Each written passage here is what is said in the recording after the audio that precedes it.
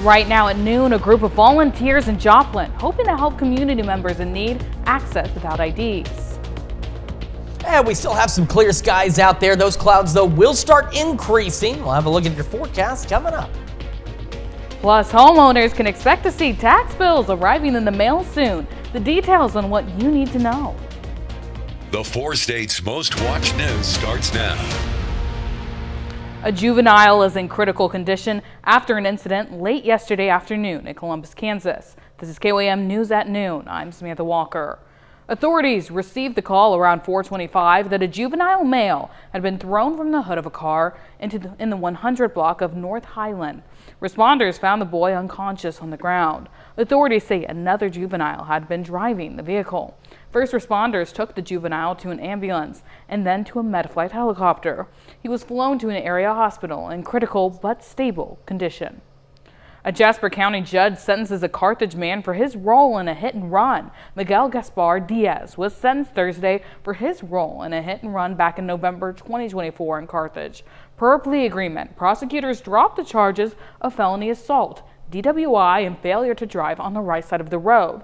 Diaz will receive 4 years for felony leaving the scene of a crash and another 4 years for felony tampering with evidence. The incidents happened back in November 30th, 2024. Authorities at the time arrested and charged Diaz in the hit and run that left then 17-year-old Braxton Thrasher in critical condition. At first, Diaz said he had hit a deer, but later admitted to hitting Thrasher, who was driving a moped and driving on for about another 100 feet with him on his hood. He then stopped and placed the young man in a ditch before driving away. Authorities believe another earlier Newton County fire in Wednesday that we reported on yesterday is unrelated and appears to be arson. It happened at an unoccupied home on Highway 0. Authorities received information of a suspicious vehicle that was spotted leaving the scene shortly after the fire. They then spotted a vehicle matching that description and arrested the woman inside. She is 28-year-old Cheyenne Eggman of Shell Knob, Missouri. Investigators say they discovered electrical wiring in her car and determined the abandoned home was set on fire after wiring was removed. Now let's check in with Chris Warner for a look at the forecast. We're doing pretty good out there so far. Live look downtown Pittsburgh. Skies are still clear, but again, those clouds will continue to begin to increase from west to east. Hey, let all this traffic, lunch hour, Halloween traffic. Here's the deal. In Joplin, if you're traveling up that way for any reason, kids had a half day today. They're getting out of school, so that's just going to add to the folks who are heading out. And I don't know how many of those kids are going to go, hey, since we didn't have lunch at school today, how about we go to McDonald's or Arby's or something like that? So be prepared. We started yesterday at 34 and only made it up to 58. So talk about being below normal across the region. Temperatures doing a little better for many of us. Take a look, even some low 60s, 61, Fort Scott, Neodesha, Sedan, Nowata. We get some mid-upper 50s outside of that, so not a bad day. And we're going to warm into the low to mid-60s out there. But again, clouds increase later this evening, mid-50s by 7, eventually down to about 50 by 11 o'clock tonight. And that shouldn't say clear, my apologies. I should say cloudy and cold overnight. We're going to go over those details and break down what you need to know for Halloween and for the upcoming weekend here in just a few more minutes. Samantha? Thanks, Chris. For some people, no valid ID also means no job, no housing, and no services. KOAM's Ty Park sits down with the volunteers at the Joplin Next Steps to see how they're helping people face that hurdle. A group of volunteers are giving people the next step to improve their lives. In a lot of cases, it's proactive to homelessness. Like some of the people that are coming in are just the general public, but they're struggling with the $15 or the $35 to get their credentials that they need, or they just can't navigate the system because it is complicated. Joplin Next Step has helped over 1,100 people since they started in 2021. So you have to have an ID to do anything in life, to get a job, to get any kind of benefits from the state, anything. You literally can't. You cannot progress yourself in life without identification, and I feel like that's the first stepping stone. They are located right next to Souls Harbor, which is prime location to help the ones that need it the most. But they are not just here for important documents. And we also have a food pantry, an emergency food pantry. People that get on the Facebook page and they don't, their SNAP benefits or something are out for the moment, and they got 2 kids. They still need some food to last for the rest of the week till they get their card refilled. We help them out. The next step isn't about stopping. It's about opening the door to support. See that we're doing good here in the community, and maybe support us if they were able to, because that's always with it, just like any other nonprofit anywhere. Finances are always the issue. In Joplin, Ty Parks, KOAM News. The next step is also hosting a Saturday meal this weekend at the Mini Hackney Center from noon until 2. Well, daylight saving time ends this weekend as clocks across the 4 states fall back 1 hour. Some lawmakers, including Oklahoma Senator James Lankford, say it's time to end the clock change altogether, calling the twice-a-year switch outdated and disruptive for families and workers. In agriculture and in so many other areas, just a lot of people don't like it. They may like it in the fall when they get an extra hour of sleep. They hate it in the spring. I'm trying to actually move to say we don't need to do time change anymore. The state of Arizona was given an exemption years ago. They still have a productive economy. We need to allow states to be able to make the decision across the entire country if they want to do time change or not. I think the vast majority of them would say, no, we don't want to do time change. Let's just set the clock, lock it, and then we'll do just that. Lankford is backing the Sunshine Protection Act, a federal proposal that would make daylight saving time permanent nationwide. But for now, clocks will fall back 1 hour at 2 a.m. Sunday. Property owners who had property assessed at the beginning of this year should soon see their tax statements in the mail. Some Missouri residents who are over the age of 60 could see a tax credit on the statement this year. If you missed the opportunity to apply for that tax credit for this year, there will be notice on your bill asking you to apply for it next year. By law, the taxes are delinquent if not paid before December 31st. So midnight, December 31st, there's a cutoff. Anything after that has interest and penalties on it by law. For Kansas residents, the first half of those bills will be due December 20th. In Missouri, the whole tax bill is due by December 31st. Well, coming up, we sit down with Senator Josh Hawley to hear how he says rising healthcare costs are impacting Missourians. And later, we're making a candy bar brownie trifle in the Mr. Food Test Kitchen.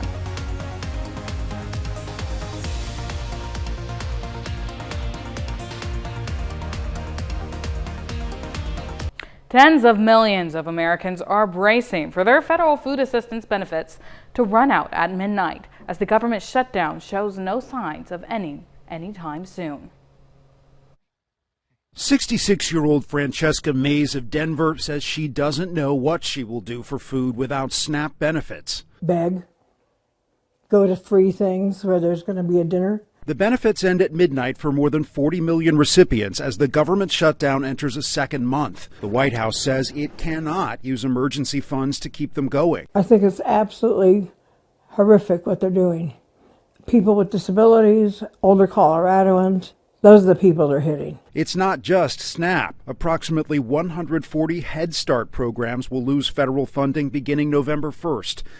This one in Wisconsin celebrated Halloween early before closing its doors. Some of the kids already knew. We told them, we're not going to see you for a little bit. President Trump, who left for Florida Friday morning, posted on social media Thursday urging Republicans to, quote, play their Trump card, go nuclear, and get rid of the filibuster to bypass Democrats and end the shutdown. Democrats continue with their political games in Washington while people are sitting around the dinner table without the resources that they need. Democrats are eyeing another key deadline this weekend. Open enrollment begins for the Affordable Care Act, which could feature soaring health premiums. We're going to stand on the side of the health care of the American people, of the safety of the American people. Democrats are gambling the sticker shock will bring Republicans to the negotiating table to extend expiring tax credits. But Republicans say they must open government first. Bradley Blackburn, CBS News, New York. The White House says military forces will receive their paychecks Friday as scheduled. More than $5 billion is being moved from other existing funds to cover payroll. In a conversation with KOAM News, Senator Josh Hawley of Missouri said rising healthcare costs are adding to the financial pressure many Missourians already feel. Premiums are way too high. They were too high to begin with. They're increasing now, and my view is we should not let them increase. I mean, people just can't afford it. They cannot afford their health care. These are folks who are going out on the marketplace exchange. They're buying private plans on the exchange, and it costs so much money. I mean, it just is truly outrageous. I believe we should take steps to keep those premiums as low as possible. We need to bring healthcare costs down across the board.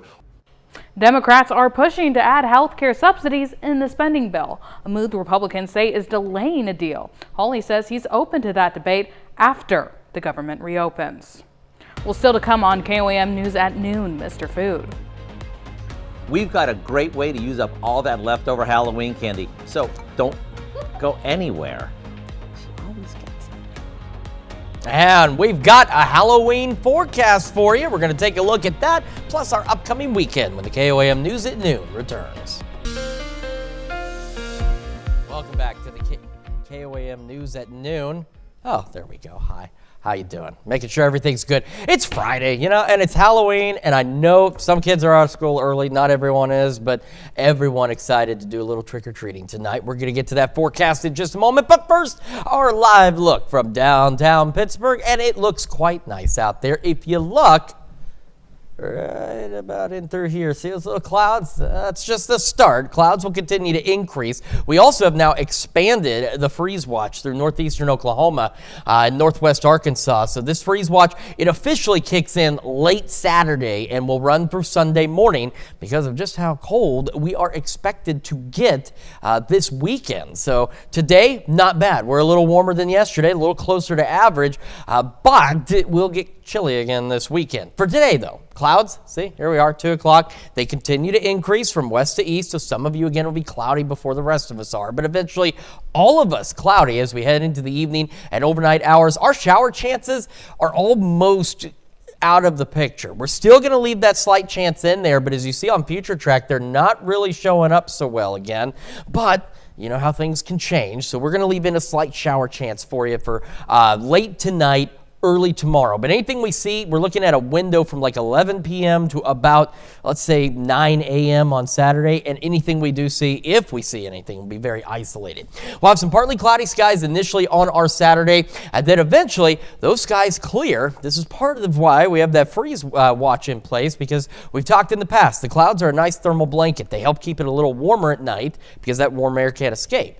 Well, it's going to be able to escape freely as we head into Saturday night into Sunday with those clear skies. Clear skies will continue on our Sunday. Temperatures still a bit on the chilly side Sunday, but as we head into next week, temperatures expected to climb a bit. So much like what we did at the beginning of October, where the end of September was cooler than the beginning of October, it's kind of how we're looking here. The end of October will be a little cooler than the start of November. Now, if you're trick-or-treating tonight, I know you want to know what's it going to be like. Do you need to bundle up? Depends on your tolerance for the cold.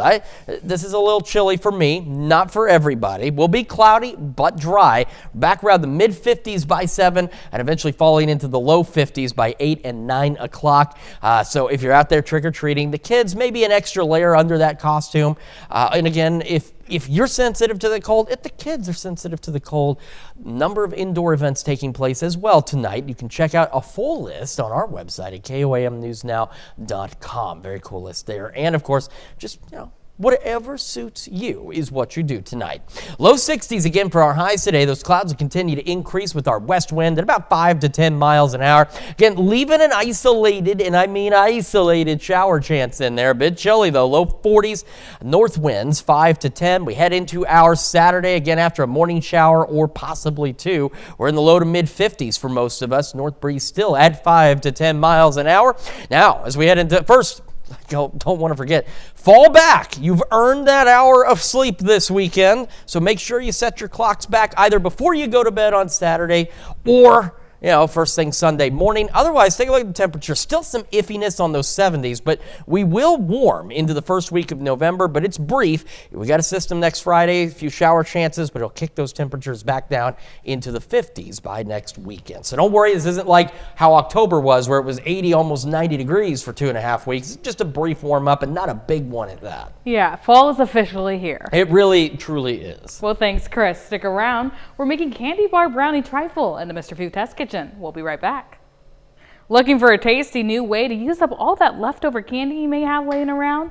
Make our candy bar brownie trifle. Howard shows us how in the Mr. Food Test Kitchen. Happy Halloween. Is this a fun holiday or what? We get dressed up. Oh, all right, at least some of us do. And people give us candy just for ringing their doorbell. What's not to love?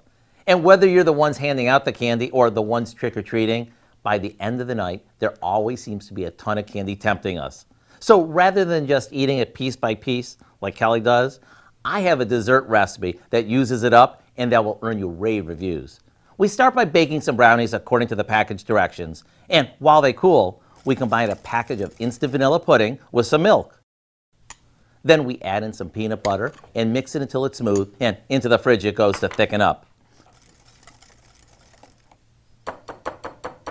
Now comes the fun part, building our trifle. We start with a layer of brownies that we've cut up and spoon about half of the pudding mixture over that. On top of that goes a layer of candy bars that we coarsely chopped up, and then some whipped topping. We repeat the layers and decorate the top with even more candy. Once it's chilled, it's ready to serve. Imagine bringing this to work or to a potluck and having everyone dig in.